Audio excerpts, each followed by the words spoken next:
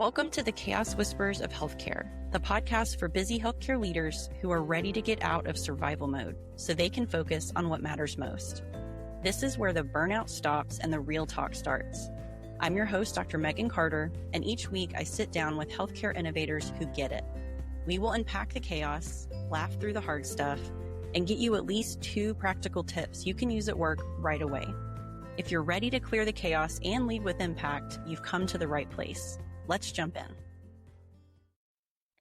Welcome back to the Chaos Whispers of Healthcare, the podcast for busy healthcare leaders who are ready to clear the chaos and lead with impact. I'm your host, Dr. Megan Carter, and today's guest has spent more than 3 decades leading in healthcare and more than 2 of those decades serving as a chief nursing officer. And one thing I loved from my planning conversation with her was this idea that the longer you lead, the more your perspective changes, and it should, because leadership becomes less about having all the answers and more about helping people navigate uncertainty. So today's guest is Julie Holt, who is the Vice President of Patient Services and the Chief Nursing Officer at the Christ Hospital in Cincinnati. She has over 35 years of nursing leadership experience. Similar to me, she started out as a critical care nurse and then walked through and led through an executive leadership journey. We are so excited to have you, Julie. Welcome to the show. Thank you. Awesome. So, Julie, after 35 years of leadership, what do you believe about leadership today that you absolutely did not believe when you first became a leader? No, I think it's what you hit on exactly, Megan, is when I first became a leader, I felt like I needed to have all the answers and I owed that to my team. And my first leadership job, of course, was a charge nurse role, but then quickly was an assistant manager role. And, it's very stressful to need to know all the answers. So I think over the years, what I've learned is that the best answers don't come from me, they come from a team. And not only is that less stressful for you as a leader, but it brings you joy when you're successful as a team. So that's probably my biggest change. Yeah, I think that's such a powerful one because it's so common. And I think it's understandable because we go from being an expert bedside clinician to a novice leader, and it's so uncomfortable. And so feeling the pressure to have all the answers, I think is probably more common than we would believe, which is amazing. Yeah. So when you look back on your leadership journey, what leadership transition do you think challenged you the most? I think it was going from being a unit manager to being a director. And I think that was the hardest for 2 reasons. One is because leading other leaders is different. So it's almost like you're new again at this leadership thing, because leaders have ideas, opinions, things they want to do, and they manage their days and they're accomplished. And so learning how to lead and inspire them is a little different than leading and inspiring frontline staff. Yeah. But it's also different because as you're promoted, the organization expects different things from you. So as a frontline leader, you're expected to operate a unit, to understand the day-to-day, to be in the weeds of what's going on in that area. When you're promoted, you have to learn yet again another skill set to lead at a different level where the outcomes that you have to deliver on may be different and much bigger. Yeah, that's a big point. I think my biggest transition for me, similar to yours, but was going from being a supervisor, assistant nurse manager into manager. I remember that being like a sudden pivot, and suddenly I'm accountable for a multi-million-dollar department, all of these outcomes, and I can't control, right, what the clinicians are doing, but you're accountable to it. And so you carry that with you as a director, as an ACNO, and so on and so forth. The responsibility and accountability expands, and you have less and less control or input on how the work gets done. Right. So that locus of control is just, I know it's anxiety ridden for a lot of people. Yeah, that's a really good point about the control piece too, because it does change. The more people that get involved, the less control you have. Absolutely. And just in case anybody's wondering, control is an illusion in healthcare leadership, you guys. It is. It 100% is. Absolutely. So, Julie, what's kept you passionate about nursing and leadership for so many years? I think for me, number one, it's just nursing. It's who I am. I'm proud of it. We are very special people, in my opinion. We run in when everyone else is running out. We have the ability to make people feel comfortable in a matter of minutes at the worst points, most vulnerable times of their life. So being a nurse is just inspiring to me and something that I'm very proud of. But the other part of that is as a nurse, there are so many things that we can do Yeah. and so many aspects. So if you would have told me when I was in senior in high school, going into nursing school, that I would be leading the entire department and doing a lot of the business pieces and strategic planning, I would have been like, what? I don't even know what that means. Right. Right. Right. So the ability to do different types of, not only in different clinical settings, but then just different types of jobs and roles, I think there's never a boring moment, and it really keeps you engaged and the work is meaningful. Mm. There's never a day that you're doing something that you feel like it's not important to your community, to the people you work with, to the patients, those types of things. Yeah. Yeah. I love that you pointed that out. And I was reflecting on this with a peer recently, and, where our sense of accomplishment or meaning, it changes over time as you move into these different leadership roles. And, as a bedside person, I can see the difference I'm making right then and there in my patient and their family members. But as Right. a leader, it's certainly the higher up you go in the org chart, the less and less you get that feedback. And so, we're going to talk about resilience, but finding other ways to find sense of meaning in your work becomes even more pivotal, I think, especially as a nurse leader. Right. I agree. So I think we're going to cover 2 pain points. So the first pain point I want to talk about, and I would love to really get into detail here because you have such a powerful perspective on this. But pain point number 1 is what is keeping healthcare leaders up at night, right? And so you're sitting in a CNO seat today. What keeps healthcare leaders and executives up at night right now? Well, there are multiple things to choose from, but I think the one that keeps me up at night most frequently is workforce issues. Mm, And to me, that is the most important thing because it all comes back to that. yeah. If you don't have the right people in the right place at the right time, then it becomes really difficult to deliver on all the other aspects that our, communities expect, like quality and experience and, access and timeliness. It really all goes back to the workforce. So, since the pandemic, it's been a huge challenge, and I think it's something that is a big focus for us still. Absolutely. Clear. The literature's clear. And of course, you're living and breathing it every day. Why do you think so many of our challenges? So we know US healthcare is the most expensive in the world, right? And we Mhm. trail, unfortunately, in a lot of the quality outcomes in different sectors. We rank at the bottom. And you talk about workforce. Why do you think so many of these challenges that we have in healthcare ultimately come back to workforce? I think that we have not done a great job as leaders of identifying what the workload is out there on the front line clinically over the years.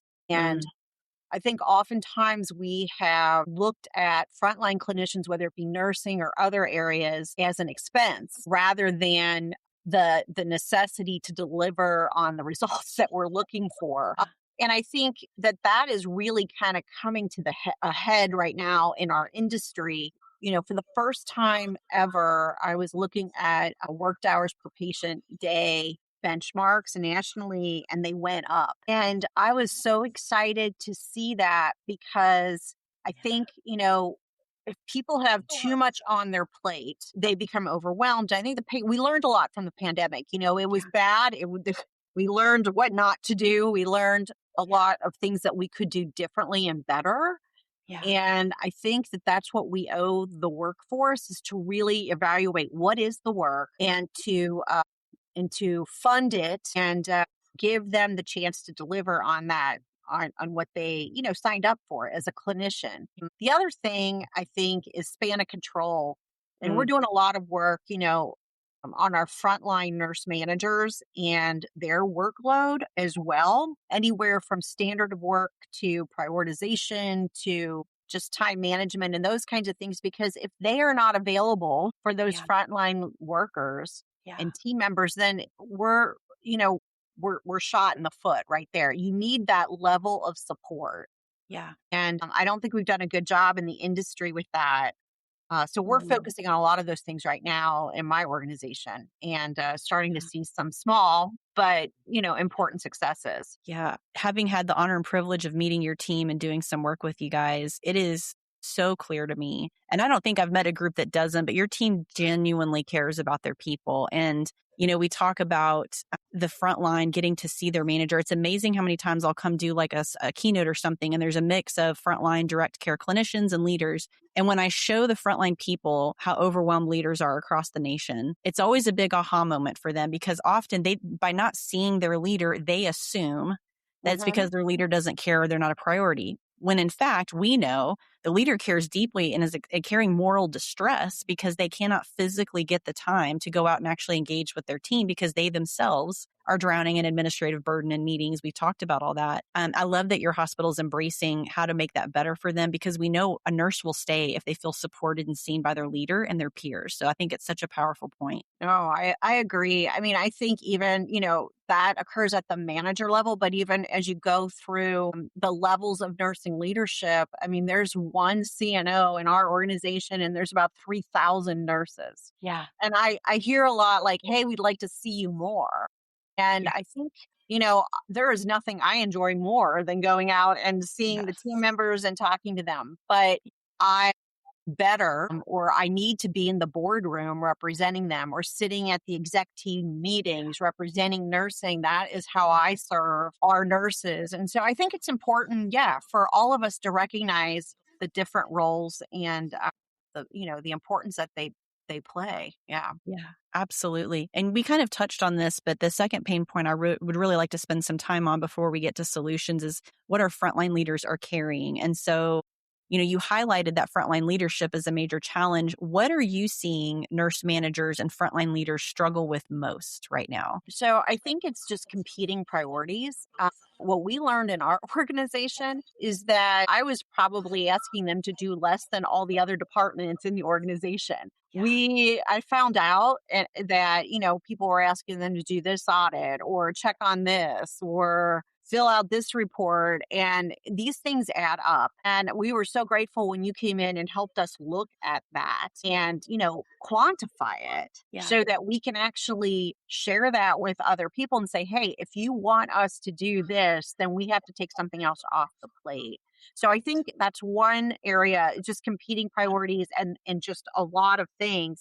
I think another thing is, like a lack of like a standard process and standard work, not knowing exactly, everybody kind of focusing in different areas, and then you end up getting different results. And some of that, you would expect because different units have different issues, but it sometimes makes it harder when people are doing different things and they're not aligned and, how they can deliver on things. So, and then, we talk a lot about the non-value added work. There's a lot of stuff like extra clicks and extra reports and things like that people have to do or get into that are just really not helpful. And we're trying to eliminate those things. Yeah, you guys are definitely on the leading edge as far as what I see, which is, and I'll share best practice with the group of the listeners, which is you have people who are wanting to add something to, let's say, the nurse manager plate, not to make them work hard for it, but to just justify, like, help me understand the ask. And then what can we take off or pause from their plate to make room for this? And that last question, I feel like, is the one that's missing. And it's not intentionally missed. I think what, like you pointed out, these leaders are being asked to do things by other department heads that the CNO or CEO have no idea about. And so it's easy for managers to get frustrated. Understandable. They have a very difficult job, but they assume, well, I'm just expected to say yes. Right. When in fact, it's really the issue is your senior leaders may not have any clue what you're being asked to do. You can't just assume that. So it all comes back to communication, which I hear you describing so eloquently. Well, and I think you just brought up a great point.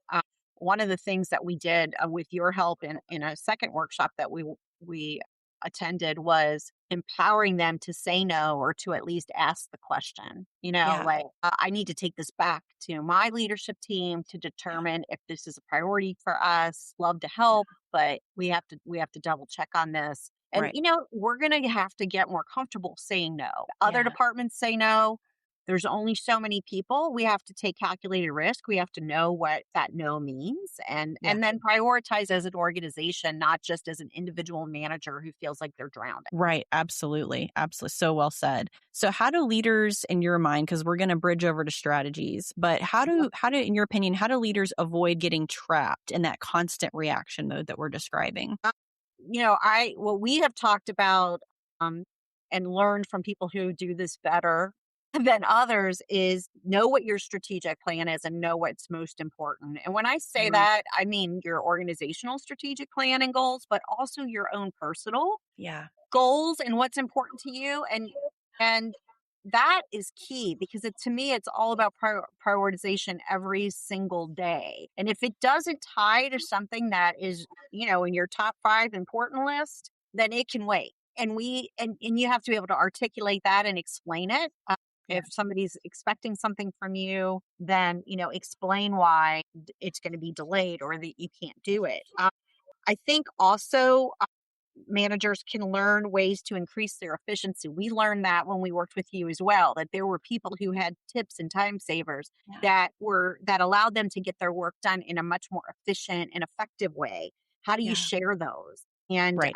and then continue to grow that and then look at where everyone is struggling and fix those broken systems. And I look at that as my job. How do I remove those barriers that all of my managers are struggling through? And then, like I said, the ability to say no, the ability to take care of yourself, learning stress management techniques, Yeah. learning about resilience and understanding the importance of strategic recovery, and that is necessary for you to be able to go back out there and give again the next day. Love that. So beautifully said. So you make an analogy too, which I think is great as we kind of transition over to solutions, but you talk about, as we're moving from kind of that operational leader up to that more strategic exec role, you talk about knowing your leadership level and you use a military analogy. Can you share that with the listeners? Yeah, yeah. Several years ago, I think I was reading a book about leadership that was related to General Ulysses S. Grant. And interestingly enough, I had not really thought about this before as I had progressed through leadership, but I was not a CNO at the time. So I guess it was a long time ago. But anyway, when you are a nurse manager, you are at a level similar to like a captain in the military. And your job is at the front line, running the day to day operations, understanding what needs to be done in order to take care of those patients, right? As you move up through the ladder, and this is what I meant about earlier, what does your organization expect from you as a deliverable? Your job becomes more strategic and it becomes larger. And so as a CNO, I'm at the general level and I need to be thinking not just about the battle that we're fighting today, but that war that we need to win.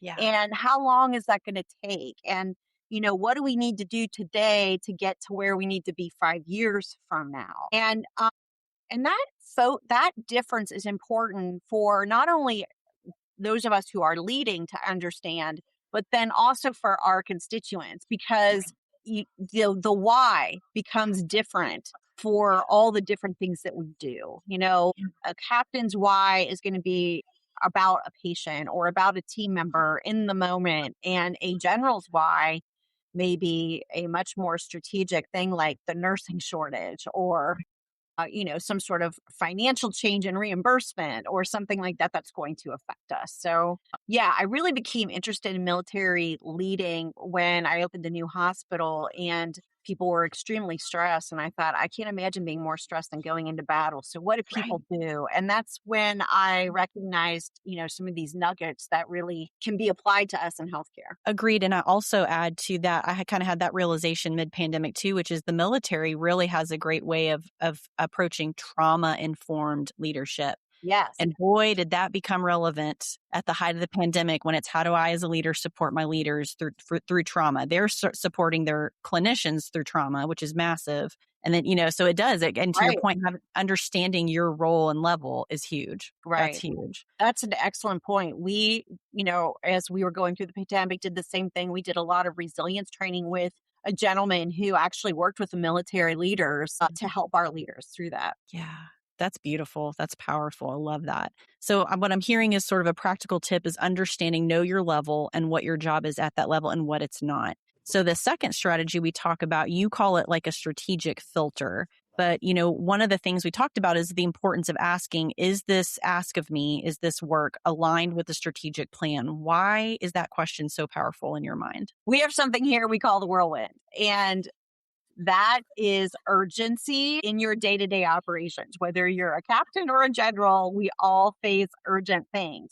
And one thing that we've learned from a book that we read called 4DX is that urgency will eat a strategy for breakfast every day. So Interesting.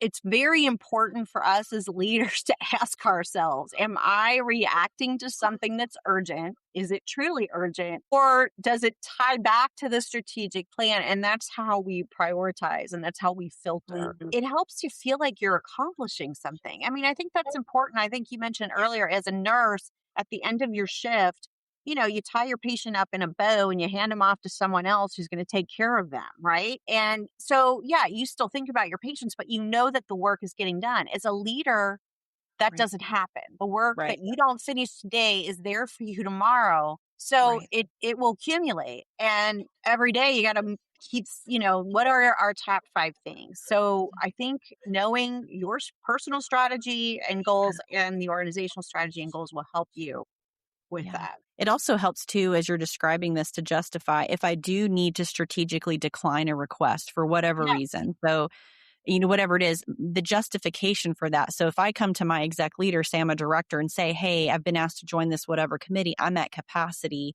I don't see how it aligns with our strategic plan. Can I get your thoughts? That's a really Right. powerful discussion to have. You can even have it in the hallway versus just blindly absorbing it or blindly declining it, right? And so again, Right. using that strategic plan as a filter with new requests becomes really powerful, as you pointed out there. Right.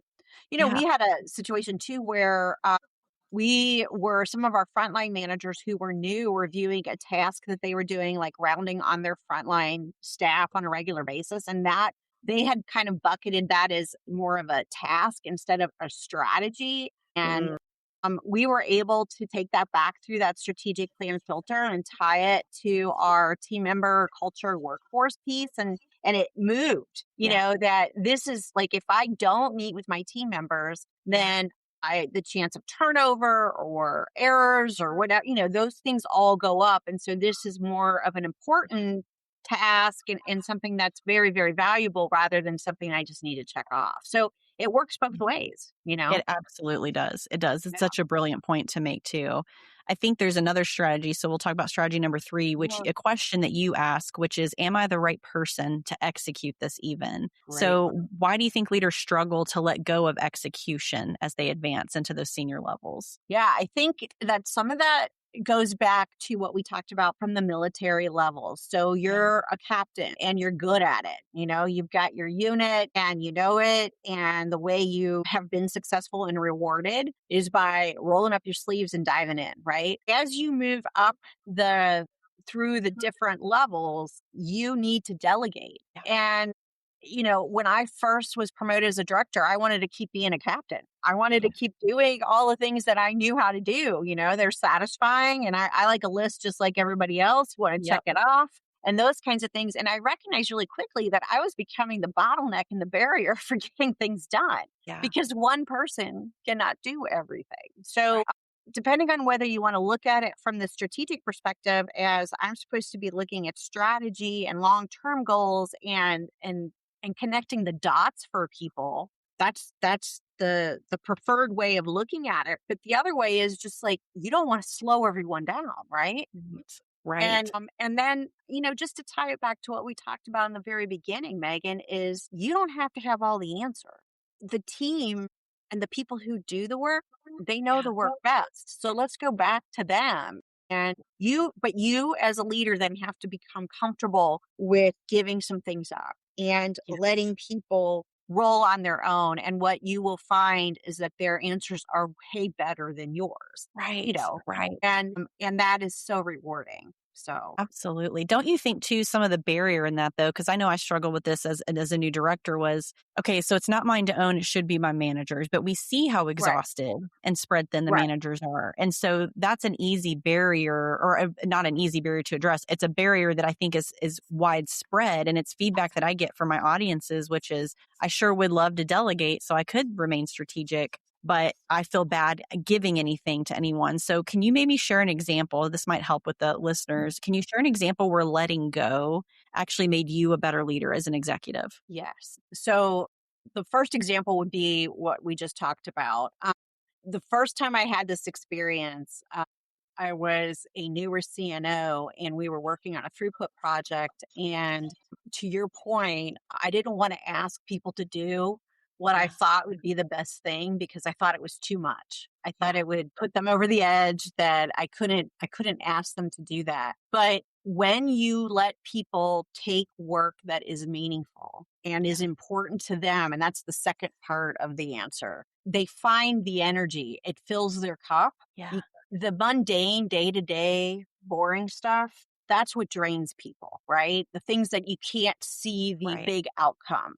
But Right. if you're feeling guilty about giving something to people to work on, think about the fact that you're giving them an opportunity to do something really impactful for their organization, for their team members. So back to my example, this Yeah. team decided that they were going to go to the PACU to get report on their patients. We were having like returns to the OR and returns to the ICU. It was a different Yeah. organization than where I'm at now, and they decided that going to the PACU and seeing their patients before they transferred them to the unit would be much better care and that they'd have a really good idea with the level of care they were able to provide, like the nurse to patient ratios, whether or not this patient was ready to move out. I, as a leader, would never have asked them to do that. Yeah. I just would think that they wouldn't have enough time, that they would be too busy, those kinds of things. But Yeah. they came up with that themselves. And so then you've got this ownership, and they were so Yeah. proud of it, and our outcomes improved. And it really re energized the unit. Yeah. So if when you're feeling bad about asking people to take something on as a leader, think about what you might be able to take off their plate to give them that space, but also recognize that you're giving them, the opportunity to be excited about something that's going to have a long term impact. Yeah, that's so beautifully said. And that's such a great example of it was almost a walk of faith for you to let go of control and let them do that. You Oh, knew yeah. that they would struggle, but then seeing the outcome probably just cemented that practice for you, which is such a great example. Oh, yeah. That is great. You also we talked about resilience and what we call the power of the pause. So you shared something that I loved, which was, as you were moving up through the roles, you said you did it gratefully and with a lot of work, I have become more resilient. So how has resilience changed for you over the years? So, being a former med surge and then ICU nurse, things are fast paced. And you kind of get used to that speed. Let me put it that way. Yeah. And then you start to age and you realize that, you're in this for the long haul and this is not a sprint, it's a marathon. So you have to figure out ways to slow down. But for me, I had a lot of guilt with that. Like if I decide, like if I wasn't feeling well or I needed to go home or I was tired or, I'd already worked 10 hours that day or whatever, you go through those things. And then I attended a performance workshop with some of our physicians and they talked about this concept of strategic recovery. Okay.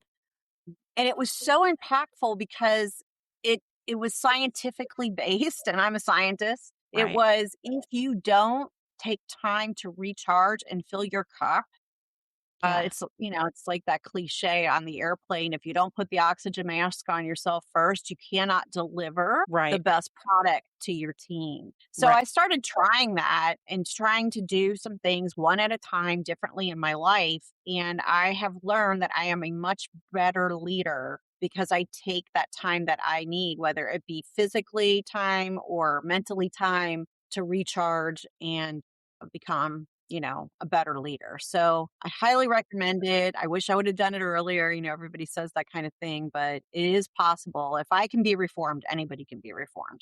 So, okay. All right. And so one of the last pearls I want to make sure we hit on before we close out the episode, you also talk about being comfortable with what you call the gray. And you said that was one of the hardest leadership transitions. What do you mean by that?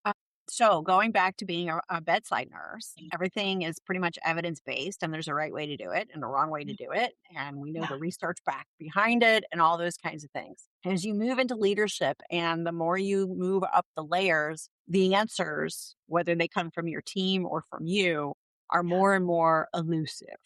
Right. They're Right. difficult to find, and many times it's not black and white anymore. Right. There isn't a right or a wrong. There might be 5 different options and none of them are perfect. which one is best for your organization, or that old saying, the lesser of two evils, that kind of Right. thing. Hopefully it's not evil, but you know what I mean? It comes, and I have seen leaders struggle with this. If they are very much black and white thinkers, Right. it's either right or it's wrong. Yeah. They struggle with that ambiguity that I think that I have become comfortable with. And it's the same skill, it's the same muscle, flexing the same muscle is like turning things over to your team and having them come up with the answer, or knowing that or suspecting that this strategy may not work, being comfortable with failing, but then knowing that you've got to learn from that failure. Yeah.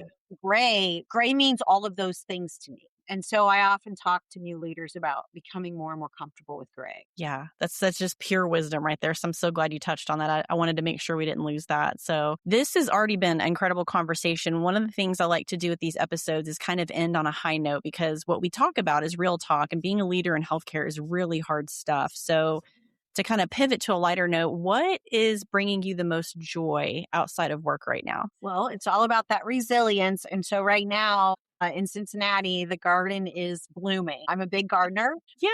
I can tie that back kind of to this leadership thing from you nurture something, you plant the seed, and then you take the time to watch it grow. Yeah. Not that instant gratification. And I've been working really hard in my garden for the last couple months, and it's finally starting to bloom. And it brings me joy every time I look at it or even think about it. So I love it. I've been joking with people that I've entered what I call my hippie granola granny era, because I love my garden and I love bird watching.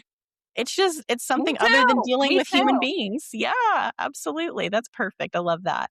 Well, Julie, thank you so much for this incredible conversation. I know there were so many pearls of wisdom in there. And today's conversation really honestly reminded me that leadership is not about having all the answers. It's about developing the perspective, ask better questions. Questions like, is this aligned with the strategic plan? Am I the right person to execute this?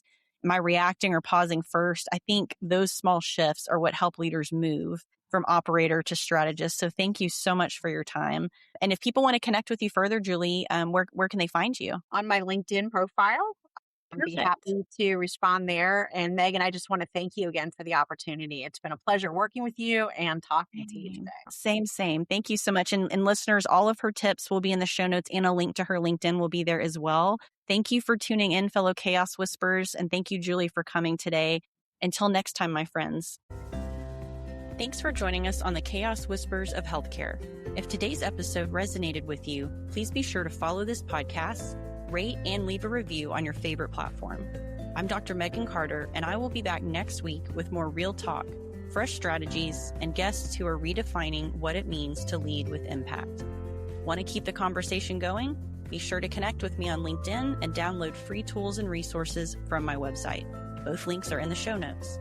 Let's heal this broken healthcare system together, one day at a time.